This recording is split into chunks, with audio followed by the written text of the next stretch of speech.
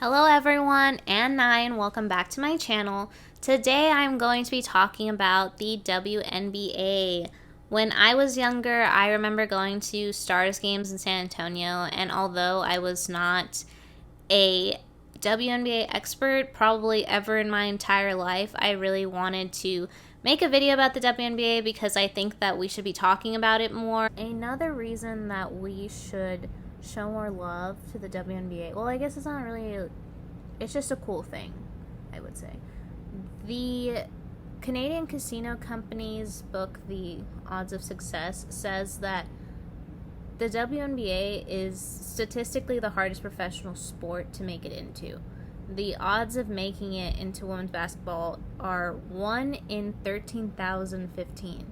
And if you just want to know, the easiest odds are 1 in 598 for men's hockey.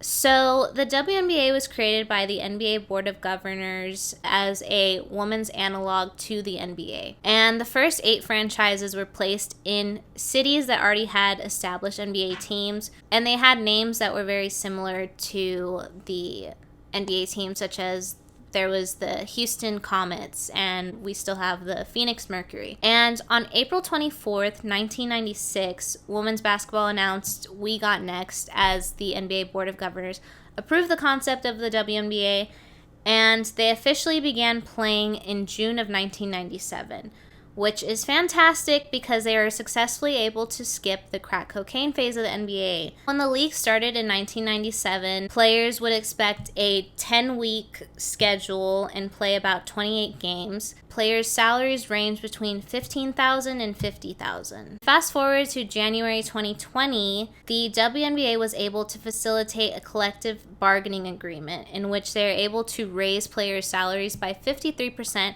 and include additional maternity benefits. So according to the WNBA, last year the average pay for a WNBA player was about $116,000. However, with the new agreement, a WNBA player's base salary would be $130,000 and top players could earn as much as $500,000, which was more than triple of the maximum in 2019. I really wanted to kind of stay away from making the constant comparison between the NBA and the WNBA, but for the sake of this part alone, I feel like it's super crucial to get my point across. So the WNBA launched their 24th season in the Wubble at the IMG Academy in Bradenton, Florida. They are playing 22 regular season games, and then they're going to have a regular playoff season. This is obviously super competitive, really high stakes, not a lot of games. They're playing in a short amount of time. And this is all cool and it sounds fine and dandy. However, the hotels that these people are staying in and just the treatment is honestly ridiculous. Here's footage that ESPN digital video producer Kayla Johnson shared on Twitter of the laundry room and of this little wormy friend people found on the floor of a hotel room. Supposedly there's been bed bugs, there's plumbing issues. And according to Bleacher Report, IMG Academy released a survey where they're just going to get all the issues written down to fix everything as soon as possible. However, I haven't found an update that really says whether or not everything was fixed. Jewel Lloyd from Seattle Storm actually, just as a joke, posted on her Instagram story about Schitt's Creek because she was having plumbing problems in her room. But it's honestly a very good comparison. So I wouldn't say that's fair. The WNBA's original plan emphasized their commitment to social justice. Prior to the 2020 season, the league made donations from sales of its bigger-than-ball women's empowerment merchandise to the Equal Justice Initiative and mentioned that they would support a player-driven platform that focused on social justice.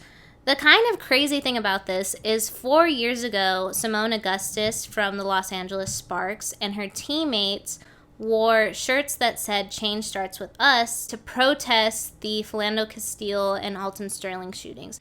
again, this is a human issue, and we need to speak out for change together. When we look at the facts, it's hard to deny that there's a real problem in our society. I am scared for my brothers and sisters, my nieces and nephews, my future son or daughter. And they were fined by the WNBA for uniform violations. Kathy Engelbert took over this past year. She supports the social justice movement, and she's really creating a new chapter in the WNBA, a new narrative. But Augustus says she feels like they have always been at the forefront of social justice and had just been ignored. She's added that they're being covered so much more right now. So they feel the pressure, or not necessarily the pressure, but they feel the obligation to be talking about these issues with more media coverage. Los Angeles Sparks forward Nneka Onwumike said that she sat through several Zoom negotiations with the league, and she basically said that it was a non-negotiable thing to be talking about social justice and have this commitment between the league and the players. And they felt that amplifying everyone's voices in the bubble was just a must. Some, such as the Washington Mystics' Natasha Cloud and the Atlanta Dream's Renee Montgomery, have opted out this season to focus on social justice and the global conversation about race and law enforcement. I personally really admire what the WNBA is doing. I think it's great. I fully support it, and I'm excited to see what this league has to come. But that is all I have for you today. Thank you so much for watching, and I'll see you next time. Bye!